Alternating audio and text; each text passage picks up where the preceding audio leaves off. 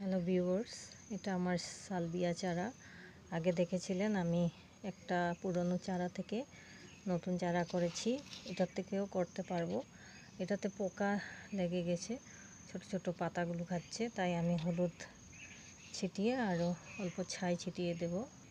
আমি এভাবে হলুদ দিয়েছি। হলুদ আপনারা স্প্রেড করে দিতে পারেন। আর অল্প ছাই, আধা চামচ ছাই। আমার টব ছোট, তাই আমি আধা চামচ দিয়েছি। দিয়ে রেখে দেব কয়েকদিন পর। এভাবে হালকা হালকা করে আপনারা গোড়াই করে দেবেন।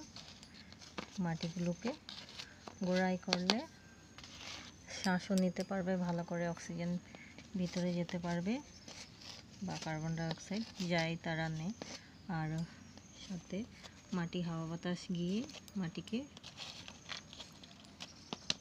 ফ্রি করে রাখবে, আর তার জন্য গাছের চারা ভালো হবে। আপনাদেরকে আমি পরে আপডেট দেখাবো। আর এখান থেকে আমি ডাল, যেগুলো ছোট ছোট চারা বের হয়েছে, সেগুলোকে আমি অন্য জায়গায় ট্রান্সফার করব। ধন্যবাদ।